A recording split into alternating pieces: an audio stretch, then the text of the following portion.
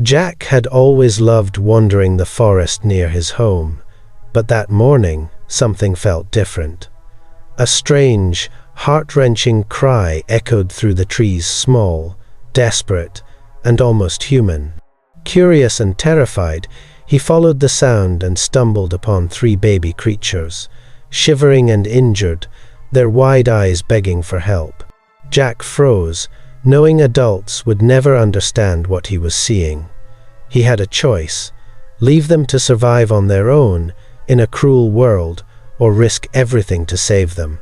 Without hesitation, he scooped them up, carrying them through the dense forest to a hidden place near his home. There, in secret, he fed them, cared for their wounds, and kept them safe, hiding the impossible truth from everyone, even his mother. In that moment, Jack didn't just save 3 lives, he bound himself to a secret that would change his life forever.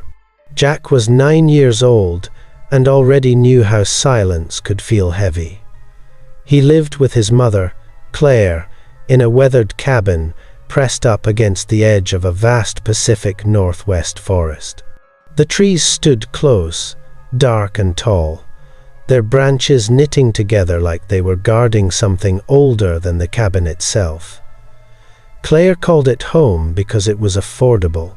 Jack called it home because it listened. Claire left before sunrise most mornings, her boots crunching softly over gravel as she headed to work in town. She kissed Jack's hair, reminded him to lock the door, and promised she'd be back before dark. She always tried. Some nights, she didn't make it. Jack spent those hours alone. He did his chores, ate what Claire left behind, and then slipped outside. He never went far, at least not at first. The forest air felt different from the air inside the cabin. It was cooler, fuller. Like breathing, it meant something. In town, adults spoke in lowered voices about the woods, missing livestock, strange sounds at night. They warned children not to wander too deep, told them the forest wasn't a place for games. Jack listened, nodded politely, and ignored them. The forest had never scared him. Sometimes, standing at the tree line, Jack felt eyes on him, not the sharp, hungry kind he'd seen in animals. These felt patient, curious, as if something was simply making sure he was still there. Jack never told Claire about that feeling. Some things didn't need explaining. The forest wasn't dangerous to him. It was watching over him. The storm arrived without warning, tearing across the mountains like something alive. Wind slammed into the cabin walls, rattling the windows hard enough to make Jack flinch. Rain came down in sheets, thick and cold, drumming against the roof until it drowned out every other sound. Every tree around the cabin bent and groaned, their branches cracking under the strain. Then Jack heard it.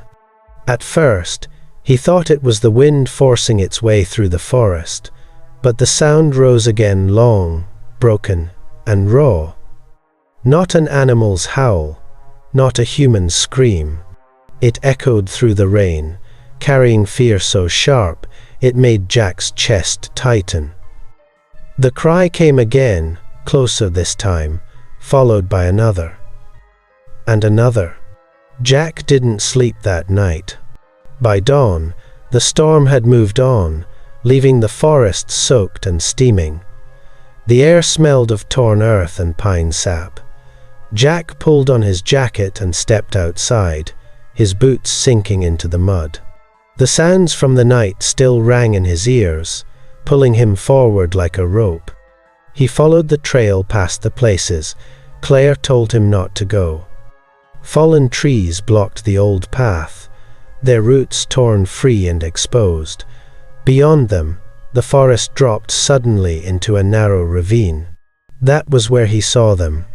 3 small figures huddled together at the bottom, half buried in wet leaves and broken branches. They were covered in dark, matted fur, their limbs too long, their bodies shaking uncontrollably. One had a twisted leg. Another pressed a hand against its side, darkened fur clinging together. Their eyes found Jack at the same time, wide, terrified, desperate. One of them lifted a trembling arm and reached toward him, fingers stretching weakly through the rain-soaked air, as if Jack was the only thing left in the world that could help. Jack didn't move at first.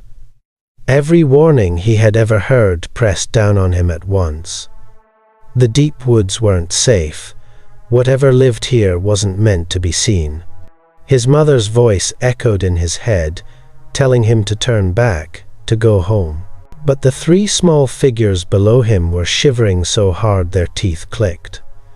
One tried to stand and collapsed immediately, letting out a soft, broken sound that twisted something inside Jack's chest. He forced himself to look around. The storm hadn't done all of this. Trees lay snapped clean in half, not uprooted. Deep gouges scarred the bark, too high for any animal Jack knew. In the mud along the ravine's edge were heavy boot prints, pressed deep and careless, leading away from the scene. Dark stains soaked into the wet earth and leaves, the rain unable to wash them away. Someone had been here before the storm. Jack swallowed. These weren't monsters left behind by nature. They were children left behind by people. Fear told him to run. Compassion kept his feet planted. Slowly, carefully, Jack climbed down into the ravine. He spoke without thinking, his voice low and steady, the way Claire spoke when she tried to calm him during nightmares. The smallest one flinched, then stilled. Another tilted its head, listening. Jack showed them his empty hands. It took time, long, aching minutes, where no one breathed too hard. Eventually, one of them crawled closer. Its hand brushed Jack's sleeve, warm despite the cold. The touch sealed the choice he'd already made. He couldn't leave them. Using branches and rope he'd stuffed into his jacket out of habit, Jack helped them out of the ravine. It was slow, painful work. The injured one cried silently when its leg moved, and Jack bit his lip until he tasted blood, so he wouldn't cry too. He led them through narrow paths only he knew, deep into the rocks near his home. There, hidden behind thick brush, was a small cave the forest had swallowed long ago. That night, Jack brought water. The next morning, food. Without realizing it, he began caring for them, and there was no turning back. Days slipped into weeks, and weeks folded quietly into months. Jack stopped counting them. Time in the forest moved differently, measured not by calendars but by growth. The three babies changed almost every time he saw them. Their limbs lengthened, their shoulders broadened, and the soft fuzz that once clung to their skin thickened into darker, coarser fur. They grew faster than anything Jack had ever known, yet their eyes stayed young. They were gentle with him, careful. Jack learned their differences, the way someone learns the moods of the weather. The largest of the three always positioned itself between Jack and the cave entrance, especially when unfamiliar sounds drifted through the trees. Its eyes followed every movement, body tense, but never aggressive. It watched over the others, the way an older sibling would. Another was endlessly curious. It followed Jack everywhere, mimicking the way he walked, crouched, and touched things. When Jack brought objects, an old spoon, a piece of rope, a cracked mirror, the curious one examined them with quiet fascination, tilting its head and studying its own reflection, as if seeing itself for the first time. The smallest stayed close to the shadows. It startled easily and flinched at sudden noises, but it watched Jack constantly, memorizing him. When fear crept in, it reached for Jack's jacket sleeve and held on like a lifeline. Jack taught them without realizing he was teaching. He showed them how to drink from the stream without choking, how to share food instead of grabbing, how to sit quietly when danger passed nearby. They learned quickly, faster than he expected. Some moments needed no lessons at all. On cold mornings, they huddled together, and Jack sat among them, their warmth soaking through his clothes. At night, he spoke softly about school, about Claire, about things he didn't know how to say to people. They listened. Always. Trust grew in silence. They never hurt him, never frightened him. And when Jack left each evening, they watched until he disappeared into the trees, as if memorizing his shape. Jack wasn't just visiting anymore. He was raising them. And in the deep stillness of the forest, something impossible was quietly becoming real. Claire had always trusted Jack to stay out of trouble, but slowly, unease began to creep into her mind. Food disappeared from the pantry, small amounts at first, just enough to be dismissed. Then, more. She found crumbs and scraps of whatever Jack had left behind, leading toward the forest's edge. At first, she blamed wild animals, but the tracks didn't match any raccoon or deer she had seen. They were too large, too uneven, too deliberate.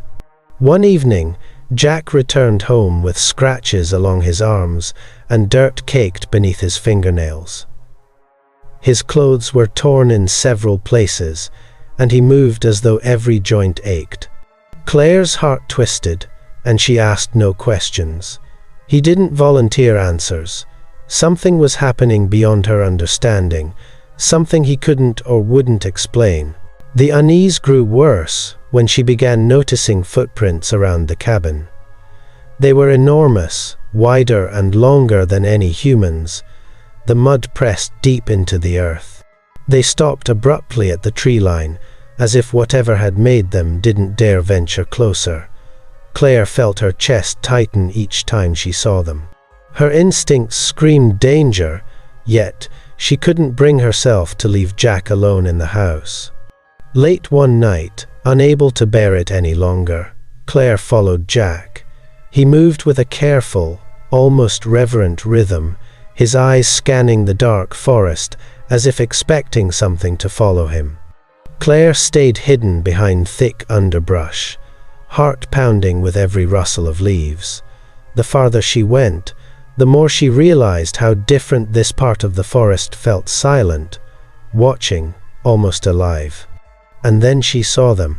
3 figures crouched low in the clearing, their dark fur blending with the shadows.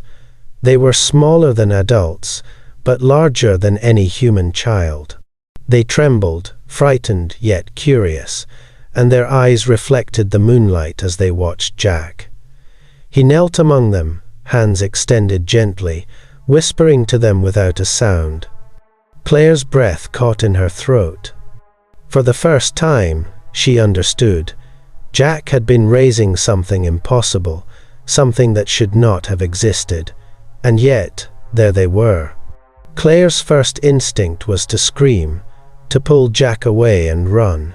Her heart raced, and her mind raced faster, filling with images of danger, of her son being torn from her arms. But as she watched him kneel among the 3 small creatures, something inside her shifted. The fear that had gripped her slowly softened into something quieter understanding. These were not monsters, not in any sense of the word. They were children, fragile and terrified, trying to survive in a world that had turned against them. Claire's chest ached at the sight, their thin, matted fur, the way one clung to another for comfort, the curious one daring to reach toward Jack. They were alive because he had chosen compassion over fear. She stepped out from the shadows, careful not to startle them, and knelt beside Jack. His head turned, eyes wide, searching hers for a reaction. Claire met his gaze, and in that moment, no words were needed. She understood. But understanding came with responsibility. She took Jack's hand and whispered a warning. Hunters had already been in these woods, and authorities would not hesitate if word got out. They had to protect the secret, for the creature's sake and for Jack's safety. Jack nodded, determination shining through the worry etched on his young face. They would keep the forest a sanctuary, no matter what. From that night on, Claire became their quiet protector. She brought food and supplies, helped bandage minor injuries, and guided Jack in keeping their presence hidden. She learned to move silently through the underbrush, listening as the forest whispered its secrets. Claire's fear had not disappeared, but it no longer ruled her. Instead, it became vigilance. Every glance, every step, every act of care was a promise to Jack, to the creatures, and to the forest itself, that they would protect what should not have existed. And in that commitment, a fragile new family began to take shape. Years passed like whispers in the forest. Jack grew taller, stronger, and more confident, but the three creatures he had raised grew faster still. What had once been small, trembling forms were now towering adolescents, their limbs long and powerful, their eyes sharp and aware. They moved with a quiet grace, muscles coiled beneath thick fur, blending seamlessly into the trees. At first, their absences were short, a day here, a night there. Jack assumed they were exploring, testing the limits of the hidden forest that had been their sanctuary. But gradually, the gap stretched longer. 3 days, a week. The forest seemed to call them in ways Jack could not follow. He felt the subtle shift in their behavior. The protective one still lingered near him, but its gaze often drifted beyond the clearing, to places Jack had never dared to venture. The curious one spent hours examining distant branches, scents, and sounds that were foreign even to Jack's trained senses. The timid one, once always clinging to him, now watched quietly from a distance, no longer seeking his reassurance. Jack tried to bridge the gap with the care he had always given them: extra food, soft words, gentle gestures, but the forest had begun to reclaim them. They were no longer the small, dependent creatures who had reached for his hand in that ravine. They were becoming something else, something wild, vast, and impossibly powerful. Then came the morning that made Jack's chest tighten with a hollow ache. He waited in the clearing as he always did, expecting to see them emerge from the shadows. Hours passed. Sunlight shifted. The wind carried familiar scents, but there were no footprints, no rustle of movement, no echo of their voices. They did not return. Jack sank to the forest floor, eyes scanning the trees that had been their home. The forest had called them back, and this time it had kept them. Silence stretched endlessly around him, leaving him alone with a grief he had never anticipated. Weeks slipped by with a slow, relentless wait. Jack returned to the cave each morning, carrying food he had prepared carefully: berries, scraps of meat, and bread. Each time he set it down, the small offerings remained untouched. The familiar sounds of movement, the soft padding of paws on the forest floor, the whispered curiosity of the three he had raised, were gone. Silence filled the cave, pressing in on him from every side. He wandered the clearing for hours, calling their names softly, voice cracking with hope and desperation. No rustle answered, no shadow appeared behind the trees. The forest seemed indifferent, even mocking, in its quiet. Each day that passed deepened the emptiness inside him, a gnawing ache that no amount of sunlight or bird song could ease. Jack tried to convince himself they would return, that the forest had merely called them for a short time. But as the days lengthened, a bitter truth took hold. They were gone. Not lost, not hurt. They had chosen the wild over the cave, over him, over the tiny human world they had once depended on. Sitting on a moss-covered log, Jack let the tears come quietly. The protective one, the curious one, the timid one, all of them now existed beyond his reach, shaped by a forest too vast for a boy to hold. He traced their movements in his mind, remembered the nights spent teaching them, the laughter that had no words, the warmth of their tiny hands against his own. Eventually, acceptance settled in like a heavy stone. Jack knew he could not follow them, could not force the forest to return what it had reclaimed. The cave stood empty. The paths they had worn through the trees were overgrown. The forest, once alive with their presence, now felt vast, silent, and impossibly empty. Jack rose, shoulders heavy but heart steady, and walked back toward the cabin. The world he had known had shifted, and he had no choice but to live within the space they had left behind. The quiet that had settled over Jack's life shattered one early morning. Heavy boots crunched across the gravel outside the cabin. Shouts followed, sharp and urgent, carried on the cold wind. Before Jack or Claire could react, the door burst open. A group of men, armed and stern-faced, flooded into the small cabin. Their eyes swept the interior as though expecting to see monsters hiding in plain sight. "Where are they?" one demanded, voice low and dangerous. "We know something's out there." "Now, answers." Claire stepped forward, hands raised. "There's nothing here," she said firmly, but her voice wavered. The men did not move aside. One grabbed Jack roughly by the arm. His small body resisted, but it was no match for their strength. They restrained him against the wall, one hand over his mouth, the other gripping his shoulder. Panic churned in his stomach. He searched Claire's face, looking for a signal, some sign that she had a plan. She did not. Suddenly, shots rang out from the forest beyond the cabin.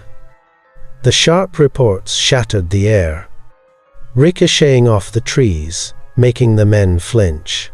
The first bullets tore into the trunks nearby, splintering wood with explosive cracks.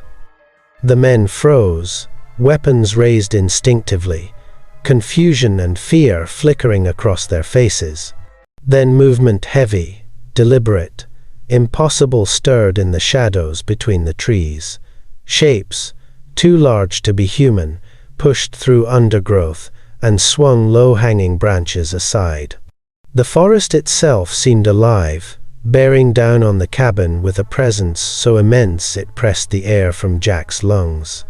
The men stumbled backward, adrenaline coursing through them. Their shouts turned to curses, then confusion, then fear. Jack's heart pounded, trapped between terror for his mother and something else he couldn't yet name, a quiet certainty that the creatures he had raised were no longer the small, trembling figures from the ravine. The forest had come for him, and this time it would not be gentle. From the shadows of the forest, three massive silhouettes emerged. Their steps were deliberate, shaking leaves and snapping small branches underfoot, but their movement was silent in its precision. Towering far above the men who had invaded the cabin, they were no longer the small, uncertain creatures Jack had raised.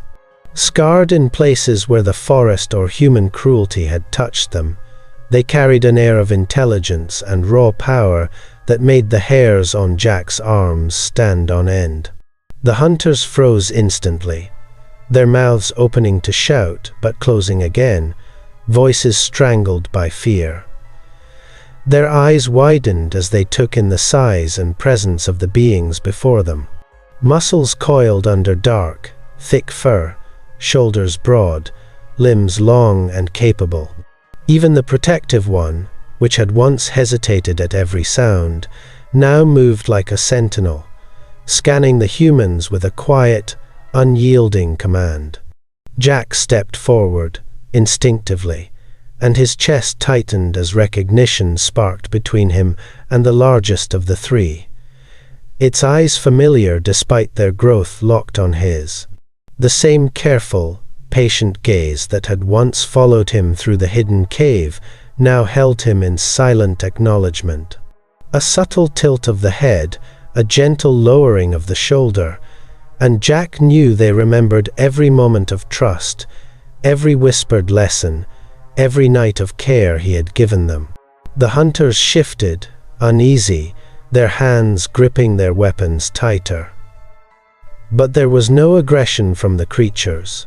Strength radiated from them like an aura, yet it carried no intent to harm. Their power was enough to command fear, to bend the air with its weight, but Jack understood this was a demonstration of presence, not violence. He exhaled slowly, heart pounding with a mixture of awe and relief. They were back, fully grown, capable of defending themselves, yet gentle in his presence. The forest had reclaimed its children, but it had not taken their hearts. And in that silent, tense clearing, Jack realized something impossible.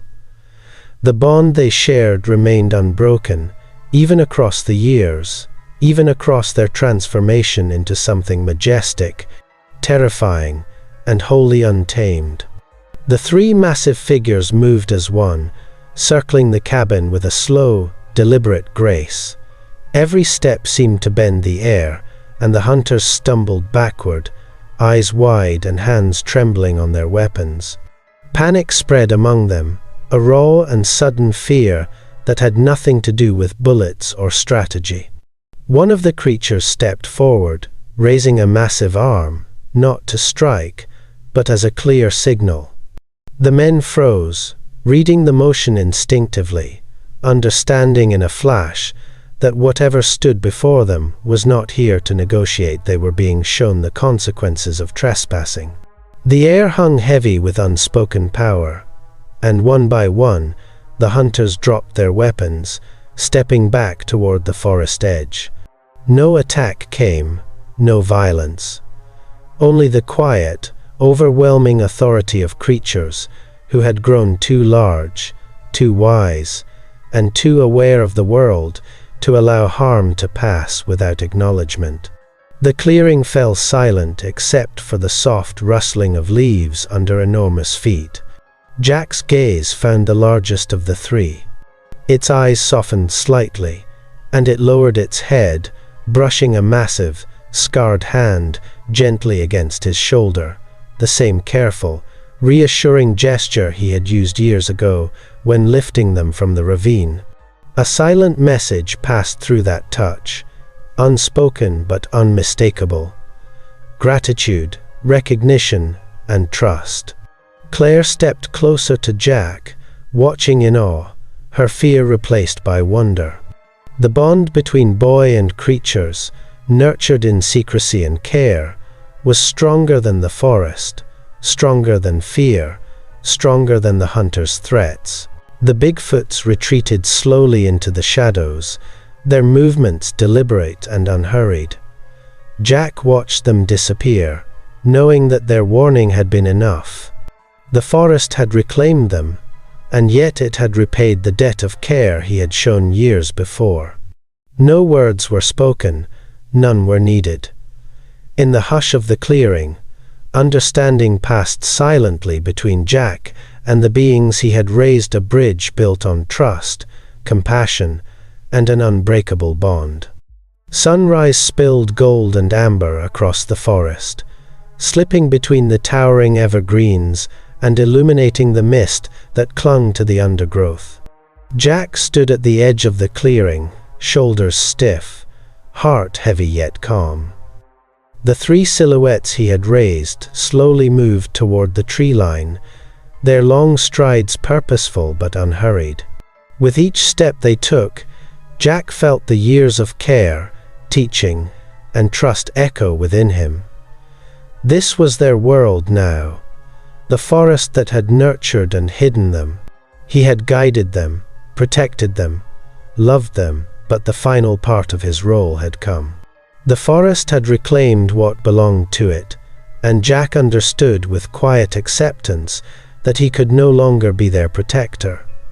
They paused for a moment, the largest of the three turning its massive head toward him. Their eyes met, and in that gaze, Jack felt the same recognition, the same connection, that had begun years ago in a ravine far below the trees. A silent farewell passed between them, soft but complete.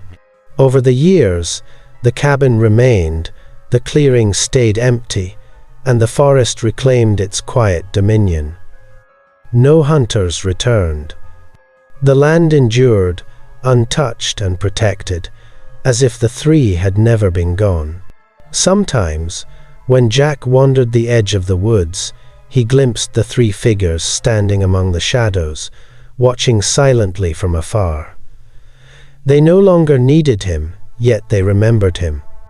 And in that quiet vigilance, Jack understood, their bond had endured, and the forest, in its wild and untamed majesty, had found a way to honor the family that had once raised what should not have existed.